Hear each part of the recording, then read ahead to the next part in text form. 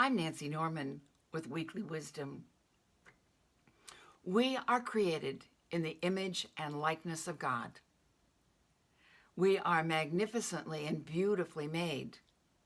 Our natural state of being is one of life and health and wholeness. You and I are hardwired for health and wholeness. I just want to recap in today's session some of the things that we have been talking about in the past videos. We've been talking about health and wholeness and life and healing. And I want to recap that before we move forward. Number one, all of the atoms of our mind, heart, and being, our bodies, are replaced continuously. All of the atoms of our mind, heart, body, and being are replaced continuously. We are made new daily. 98% of the atoms in the human body is replaced every single year. Quite amazing, isn't it? We were and are beautifully and magnificently made. Now, many of us have bought into the false idea that as we age, that we must experience illness and lack of vitality and strength. And for me, only me, and I'm just throwing out what is true for me and my belief system, I say no. No. Illness is not necessarily a part of aging. Aging can be thoroughly healthy. We can experience vitality and health and wholeness and energy and strength throughout our life. Why? Because we are magnificently and beautifully made. Made in the image and likeness of God. Our natural state of being is health, vitality, life, and wholeness. You and I are hardwired for life, health, vitality, and wholeness. So I invite you to check out your thought patterns. Are you still dwelling on old disease patterns? Or possibly you're buying into the possibility that a certain disease has been inherited? If so, remember, you can choose again. You are a child of God.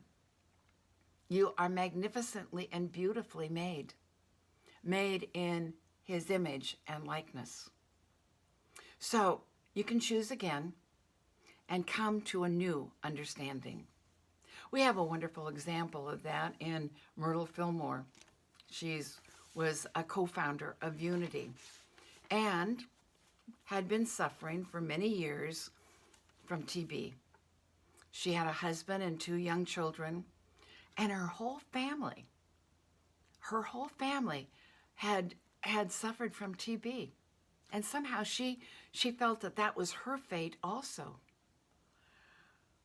until she decided to choose again.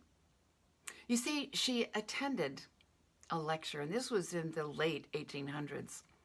She attended a lecture and on life and health and wholeness and healing, and she heard these words: "You are a child of God. Therefore, you do not inherit disease." With that understanding, Myrtle Fillmore had a complete new idea about her life and about the illness. You see, she had been given 6 months to live, and she had these precious 2 little boys. She had a lot to live for. And when she heard those ideas, you're a child of God, therefore you do not inherit disease, the healing process had continued for her. She began to affirm, I am a child of God. Therefore, I do not inherit sickness of any kind. She started that with that idea, and the healing began. Now, it took about a year, and she used many principles, truth, spiritual principles. She had a spiritual healing. It took about a year and a half, but she was dedicated. She knew that she was a magnificent child of God. Therefore, she did not inherit illness of any kind. Well, she went on to live another 40 years and have another child.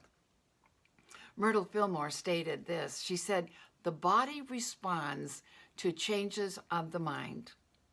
And when this is accomplished by truly wise living habits, the conformity to true ideas, the body will renew and make every whit whole." You see, she changed her living patterns from beginning to end. Positive, uplifting thoughts, feelings, ideas, beliefs replace the old ways of thinking.